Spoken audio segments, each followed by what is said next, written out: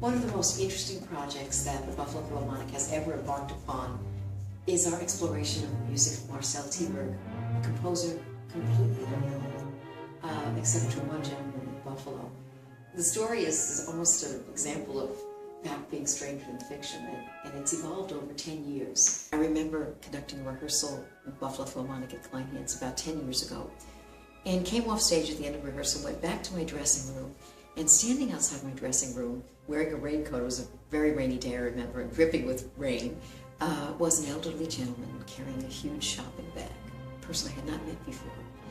And he introduced himself as Dr. Enrico Mihic, a great doctor, surgeon, scientist at Roswell Park, our cancer hospital in Buffalo, and asked if he could speak to me for a few minutes. And I welcomed him into my little dressing room, and he proceeded to tell me the most amazing story about a composer, the composer Marcel Tyberg.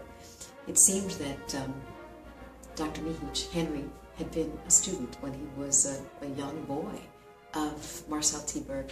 Henry and his family were living in Fiume, Italy, and his father, Milan Mihic, was a great music lover and determined that his son would study music.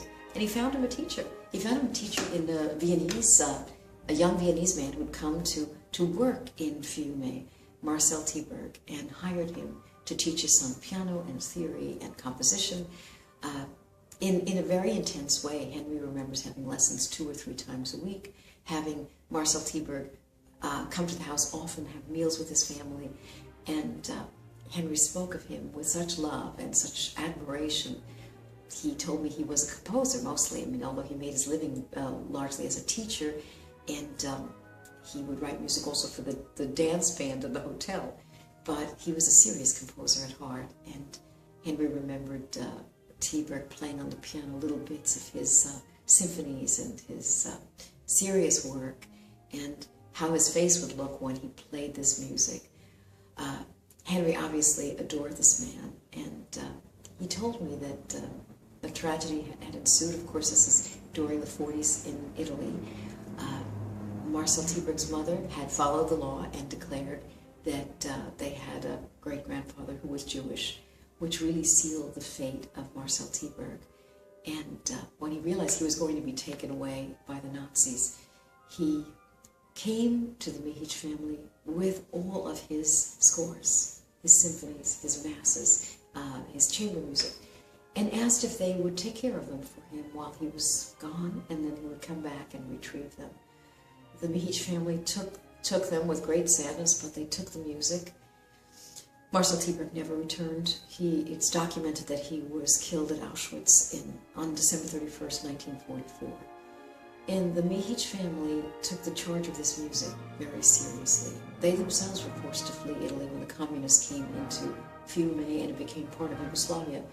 But they took almost nothing else with them except those scores, traveling all over Europe and finally settling in the United States, where the scores became the charge of Henry Mihic. Henry told me that he had spent decades trying to interest conductors in this music, in performing this music, without success. And although he was frustrated, I could understand that. The music was handwritten in a kind of European music calligraphy, which is very difficult for us to read now. It was on paper that was yellowed and crumbling. The scores were very long. The symphonies are quite long.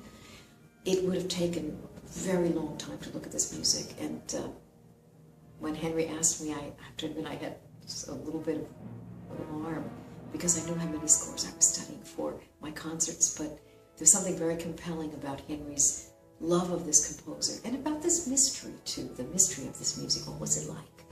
So I agreed to take this shopping bag filled with original manuscripts, take it home, and over the next couple of months, I spent a long time with that music, trying to decipher his handwriting, getting used to what it looked like, hearing the music in my head. And I realized this was music not only of great beauty, but of great importance too, because it was a link between the 19th and 20th century. Tyberg obviously had great reverence for composers of the past, especially Viennese composers, Schubert, Bruckner, Mahler, composers from his world.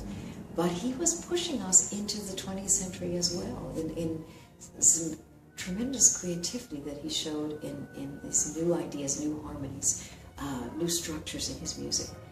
And we took on this project for Naxos thanks to their willingness and their openness to exploring and presenting and preserving music that was not known. We started on what's been a 10-year project of performing and recording the symphonic music of Marcel Tyberg and also some of his chamber music as well.